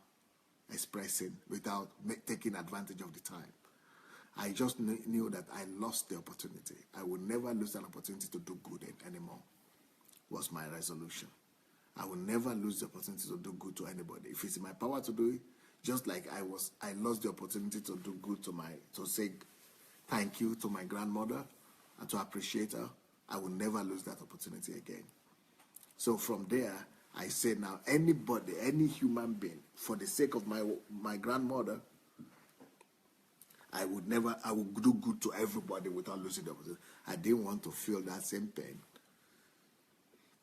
that I felt, that I was not able to express my gratitude to my grandmother. That pain, I don't want to experience it anymore with anybody that I lost. I don't want to ever lose the opportunity to do good anymore to anyone. So it formed in me my core. So if you see me now, in fact, people here in Ukraine, the people who know me very well, they know that my biggest weakness is my commitment, over-commitment to help people, that my kindness, that I'm too accessible to a fault.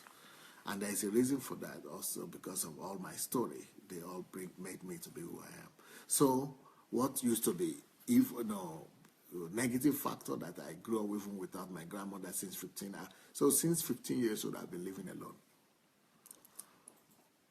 She died when I was 16, but at 15, she left home. She stayed almost a year in the hospital. So I've been living alone since I was 15. And as harsh as that is, now I know, thanks to that death, I can now love people. This is before I met Christ. Because I know that she picked me up. I didn't have a father or a mother. She picked me up and became my father and my mother. So I don't want to miss any opportunity to be able to pick other people up as well. So I will never pass by in need. This is even before I even read the Bible. So sometimes God uses your experiences and your, whatever happened to you to make you who you need to become. So these things that I used to say, they were evil factors that brought low self-esteem. When I look back now, they are now being used for my good. They are becoming reference points, factors of building me up. Life in Nigeria especially taught me, when I was growing up in Nigeria and in Africa, I thought life was against me, God was against me, that there was no God on earth, and that if there is God, is wicked. Why? Because I needed to fight for everything. Fight for everything. And then it's for nothing, because one of those things, when you fight for them, you don't even see any result at the end of the day. But today, I see it as positive. Because I now see that if I need to fight for anything in life, and my life has been about fighting. That's why I never shy away from fights here. Fighting for God, fighting for the right cause, fighting for what is right, fighting for the truth, fighting for people, fighting for righteousness, fighting for the will and purpose of God on the earth. So, my fighting spirit that Nigeria gave me, now I'm seeing it as positive. It's not just all negative. What are the other factors of self-confidence that I see looking back in my life? Today, living in a country where I am a minority, in Europe and in Ukraine, and leading a congregation where 99% of the people are white Europeans, I can say I wouldn't have become who I became today without the Nigerian gene. So some people are ashamed that they are Nigerians, or some people don't want to identify themselves as Nigerians. But I want to say, thanks to the fact that I'm a Nigerian, I am who I am today. If I had been born a European, I wouldn't have become Pastor Sandey. If I had been born in America, I wouldn't have become Pastor Sandey. Even if I had been born in any other African country, I wouldn't have had the same combination of passion, the same zeal, all these things that are natural to me. They are all thanks to the fact that my parents are Nigerians and that I grew up in Nigeria. That survival spirit is a Nigerian gift to me. And I own that survival spirit and fighting spirit to a large extent to the fact that I'm Nigerian. If I had only been a Yoruba man, because we have Yorubas in Togo, we have Yorubas in Benin Republic, we have Yorubas in other places that apart from Nigeria, but the Nigerian Yorubas are different from the other Yorubas. And the reason is because, like, we have the Igbos. The Igbos have this survival spirit, very strong, and fighting spirit. And because they are in Nigeria, and because we are one together, so they have infected Nigeria with some of their culture. And Yorubas have been infected by their struggle, their enterprising spirit. And Yorubas also have infected the Igbos with their respect and honor and other things. Nigerian is a melting pot, so everything is mixed up. So all those things, the factors that other nationalities in Nigeria brought together to the same pot is what makes a Nigerian a Nigerian. And that is what we are learning on subconscious level to stand for yourself, to fight for yourself. Those are Nigerian stuff. And to survive, to struggle, to be resilient, those are Nigerian qualities. And those qualities, they make Nigerians different from other nationalities. Why? They make us different from Ghanaians. They make us different from Togolese. They make us different from others. Why? Because the Nigerian, what makes Nigerian unique are the melting pot of all these nationalities. They bring the best. The Edos, the Niger Deltas, the other people, the Hausas, the Igbos, everybody were enriching one another. And that enrichment is what made me who I am today. Before, I used to think it's bad. Before, when I used to be in Nigeria, I used to think it is very bad that I share the same country with the Hausas, Fulanis, because I thought they were oppressing us, they were ruling over us. Without them, we'll be better. But now, I know without them, I won't even be me. Before, I used to be ashamed of Igbos that used to carry drugs and do all kind of, especially with the drugs. Otherwise, I think I know that they have a lot of positive stuff, but the drugs, I used to just be ashamed that why are these Igbos carrying drugs? Let them do something. Let's do something. But now, I thank God that we're in the same country with the Igbos, because if not for them, I wouldn't have been who I am with the enterprises and things like that. All the things that they bring to the table also. So the same thing with everybody. So I now see these things as positive factors that I can fall back on to become who I need to become. And of course, I wouldn't have been who I am if I'm not being a Yoruba person. That is also part of my wealth. Like I said, before I left Nigeria, I never even spoke English. I only spoke Yoruba. So I'm a Yoruba man, proper. And that culture and that value system also contributed to who I am. So I look back and I see that I could draw the positive, and I could draw also not just positive, but self-confidence from all these factors that people normally would have thought are evil or are negative.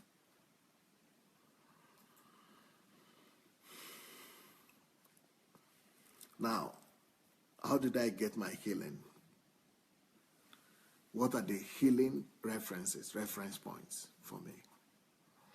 Okay, these are all other the ones that I mentioned earlier. They are positive factors that were negative factors that have become positive. But healing, how did I get my healing? The healing factor number one for me is my acquaintance with God when I became born again. Because I was religious, I was an Anglican Christian, but not born again. When I became born again, I think I got some dimension of healing from rejection and from lack of confidence, from lack of self-confidence. Number two point of healing for me, reference points of healing, is the Word of God.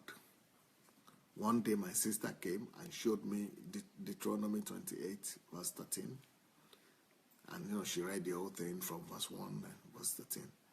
He said, if you diligently obey the word of the Lord thy God, that did this or that. So if you obey the word of the Lord the word thy God, he said you will be the head and not the tail. You will be first and not last. She talked to me strongly, so much that I believed it. The word of God became my healing. I believed in it. It became my fortress, my confidence, my anchor.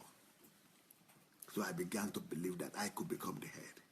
I could become the first. The word of God is another healing point for me. God, faith in God, because I got a father. I belong. I got self-worth. Number two, the word of God. That said, I could become everything I want to become. I could be at the best. It gave me confidence. I have a basis. The word of God became my basis for self-confidence. And all of us could still use that today. Our faith in God, we should adopt it, adapt it, and use it to become our factor of confidence, self-confidence. The word of God we should use as a means to build self-confidence in us, because you have something to stand on.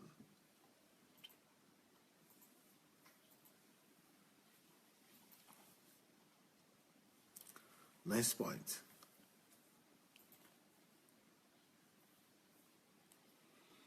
Another point of healing for me was when I discovered that geniuses are not born. Because before this time, I used to think that geniuses, people who are genius or successful people, is God. This is our tradition. Our Yoruba tradition has mythologies that says it is destiny. They believe in destiny a lot. It is destiny that knows or that chooses who will be successful and who will not be successful. It's destiny that it is God's destiny, or the destiny that God has appointed for you, that makes you to be rich or poor. Fatality kind of. And but thank God, when I got to know the Word of God, I discovered that geniuses are not born. This is from Deuteronomy 2:28. That because it said anybody can. I could become the head. Yes. So geniuses are not born. So those ones, because I used to think before that I was not doing well in class, I was thinking all those people were born, God made them to be smart. And me, God didn't make me to be smart, so I cannot do anything about it. Then I discovered that God didn't create anybody to be smart and others to be dull. That everybody could become geniuses are created by their own hard work. That was what was the game changer for me. So I could create my own geniusness or geniusity or ingenuity by my hard work. It is hard work that gives back to geniuses. So genius is not born, but given birth to through hard work. So when I discovered that healed me. Because before, I had a blockage in my own mind that, I would never be this, I can never be this, I can never go this far. That's how God has chosen it. But when I discovered that, no, God didn't choose anything, anybody can predict and create his own future, that healed me. Because now I know I can fight. Now I know I can apply energy. I can use everything is in my hands.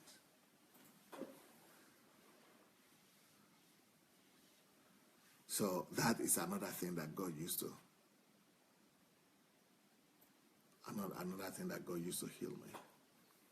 Next point of reference for my healing is the fact that it is possible for anybody to become whoever he wants to be. That is also thanks to the Bible. My sister also showed me that Deuteronomy, and I just understood that. So it means everybody can just become anybody. He said, yes. I asked my sister that question. So what do I need to do? Just work at it. That's the only thing. Then it means we all have equal standing. I never knew that we all had equal standing before. I used to think that if you are born in the rich family, then you have a better standing. If you are, born abroad, then you have a better standing. If you are white or European, you have a better standing. I used to think like that. But when I understood that everything depends only on me, then I know I don't have any problem. Then it means I will do my best. Let them do their best and let's see. That there is equal ground for everybody to be successful. That became my reference point to build my confidence and to become that I could become who I want to become in life. So, reference point. Usually negative reference points and positive reference points. And then how even negative reference points could be converted into positive reference points. You want to comment again? Mm-hmm. Come.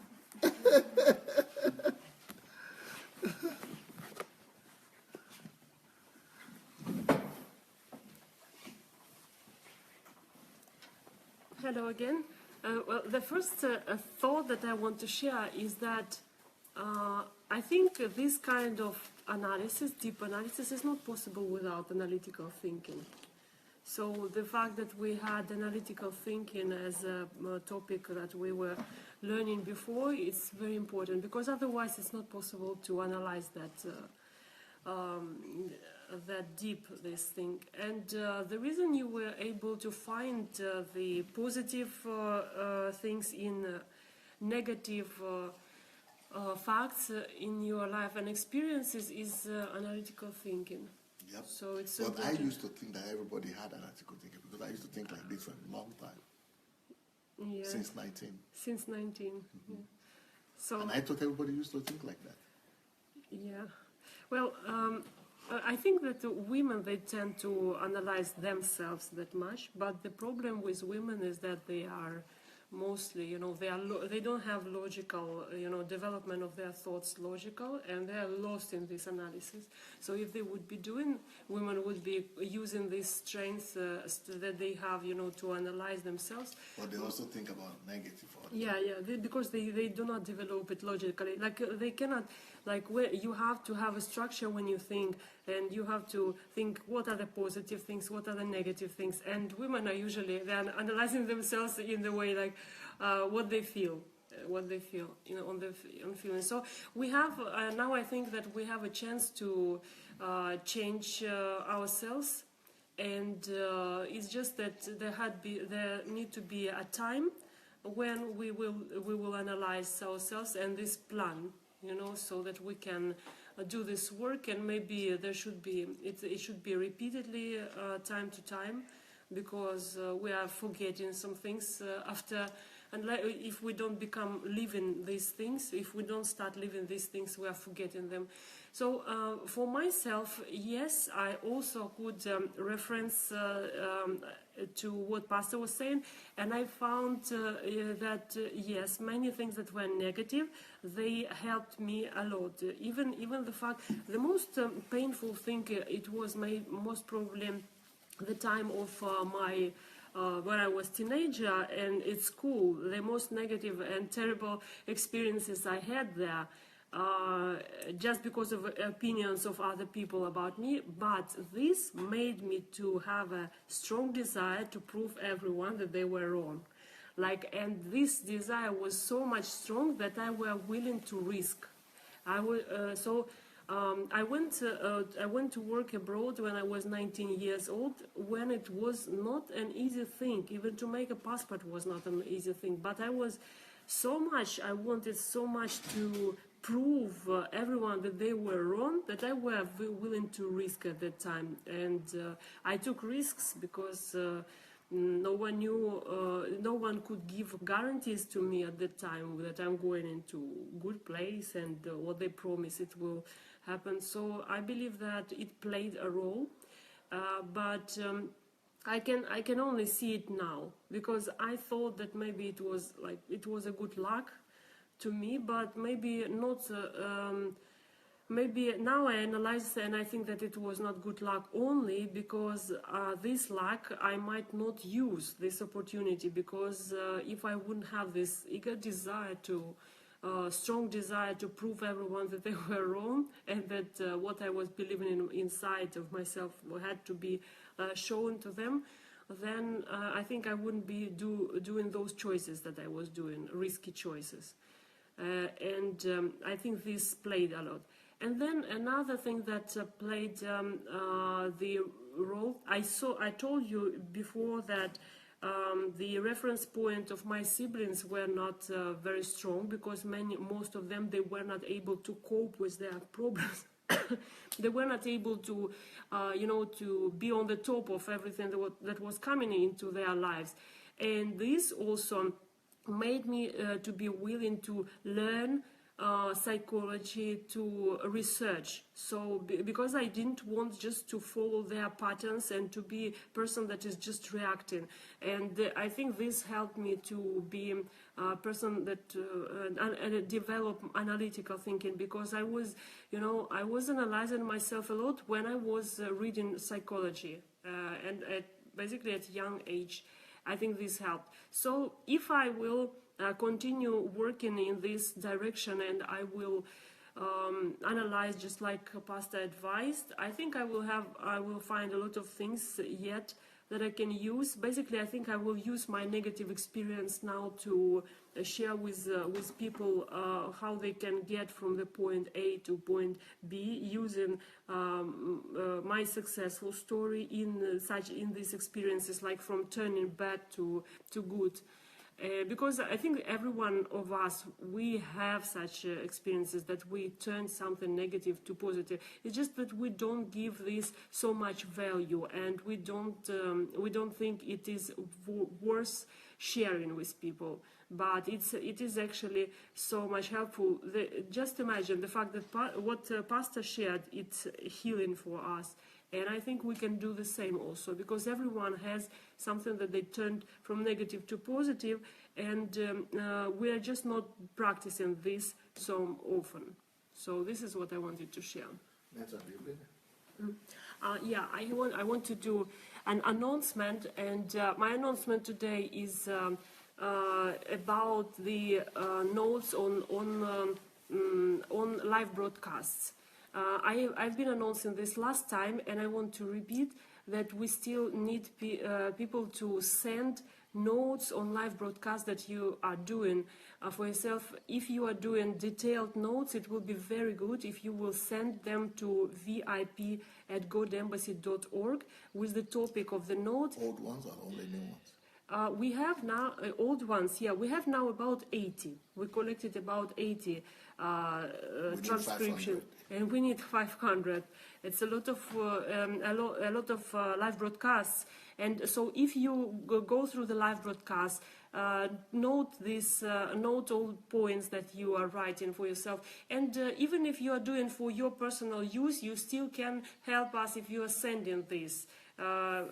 This note. So just as they are, whatever you use. Do you use Word document, or you want just to copy paste into the email, send it in the form that you have it.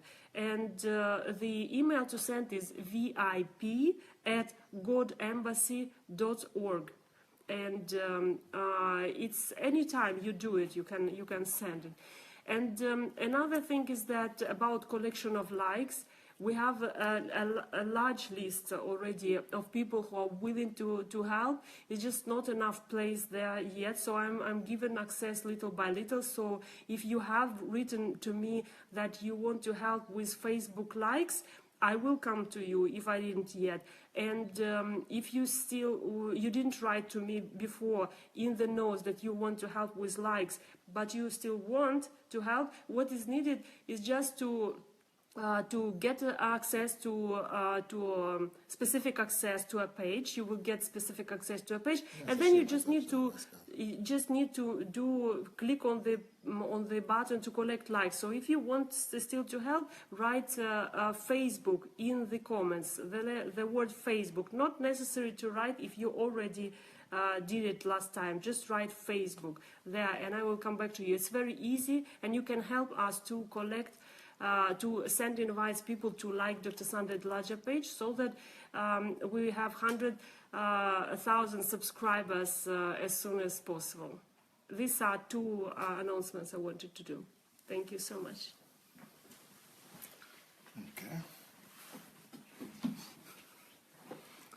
Okay, everybody. It's been nice to be with you guys, and I hope you've been blessed by my story and by this teaching. Next Saturday we are going to continue to teach on that. But today, yesterday we started a marathon of DSA birthday. So we are doing every day two Facebook live programs to commemorate Pastor Sandey's birthday. So at 7 o'clock, we are going to have another live broadcast at 7 with Pastor Sandey, with the Russians. So he's going to be the Russian. It's going to be Pastor. It's going to be Olena. I think that she's going to speak today, but we're going to have a testimony today. And then at 9 o'clock, that's our time, we're going to have another one. So in the next 4 hours, or 3.5 hours, we're having one. And then in the next one, we are going to have another one. So thank you so much for your time. And it's time for us to go now. We'll see you tonight in the next 4 hours. Blessings. Bye.